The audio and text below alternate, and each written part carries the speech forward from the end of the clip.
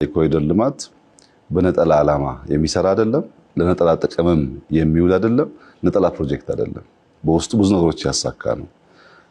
ኢኮኖሚያዊ ግቦች አሉት፣ ማህበራዊ ግቦች አሉት፣ ከባቢያዊ ግቦች አሉት።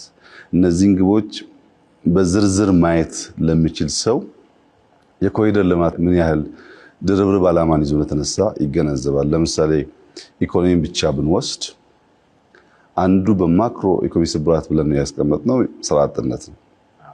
ፕሮጀክት ስራ ማንኛውም ፕሮጀክት ኮሪደር ብቻ ሳይሆን ማንኛውም ፕሮጀክት ስራ ይፈጥራል። ኮሪደር ግን ስራ ብቻ አይደለም የሚፈጥረው፣ እየተሰራም ስራ ነው። ፕሮጀክቱ ካለቀ በኋላ ተጨማሪ ስራ እድል ይፈጥራል፣ ኮንቲኒየስ ስለሆነ የስራ ባህሪው። ሁለተኛ ስኪል ይፈጥራል። የአዲስ አበባ የኮሪደር ዴቨሎፕመንት በጣም በርካታ ሃንዲ ኢንጂነርስ ፈጥሯል። ዩኒቨርሲቲ ገብተው ከሚያገኙት ዕውቀት የላቀ ፕራክቲካል ዕውቀት እንዲያገኙ አድርጓቸዋል። እነዚያ ወጣት ልጆች አዲስ አበባን ከሰሩ በኋላ አሁን በተለያየ የክልል ከተሞች 100% ዲዛይን ሰርተው የሚያደርጉት ግንባታ መልሶ እኛኑ ሰርፕራይዝ የሚያደርግ ነገር ይታያል። ኢኖቬሽን አለ፣ ስኪል አለ፣ ስራ ብቻ አይደለም ማለት ነው። ሁለተኛ ከቤት ግንባታ ጋር ተያይዞ ኢምፕሎይመንት ብቻ ሳይሆን ሃውሲንግ ትልቁ ቻሌንጅ ነው ኢትዮጵያ ውስጥ የነበረው። መቼም ኮሪደር ከጀመርን በኋላ ፎቅ በ3 ወር ጨረስን፣ በ4 ወር ጨረስን ዜና እየሰማችሁ ነው።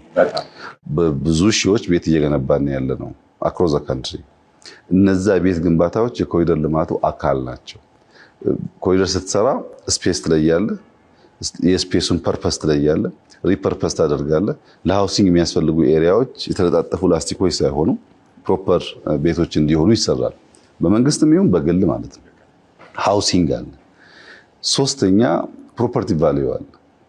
ይሄ ቢልዲንግ ከኮሪደር በፊት ያለው ዋጋና ዛሬ አንድ አይደለም። በመንገዱ፣ በመብራቱ፣ በወክወዩ፣ በኔበርሁዱ መሻሻል ምክንያት የእያንዳንዱ ፕሮፐርቲ ቫልዩ ከፍ ይላል። ማንም ሰው ደግሞ ፕሮፐርቲ ላይ ኢንቨስት የሚያደርገው በሆነ ጊዜ ትርፋማ ሆናለሁ ብሎ በማሰብ ነው።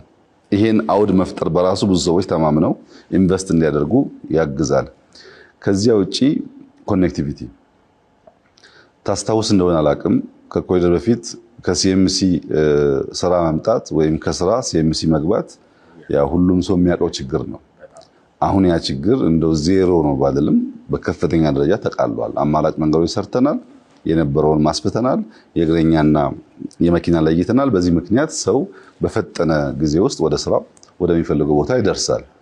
ይሄ አንድ የኮኔክቲቪቲ መንገድ ነው። ከዛም ባሻገር በብዙ መንገድ ሊገለጽ የሚችል የኮኔክቲቪቲ አድቫንቴጅ አለው። ሌላ ቱሪዝም ነው።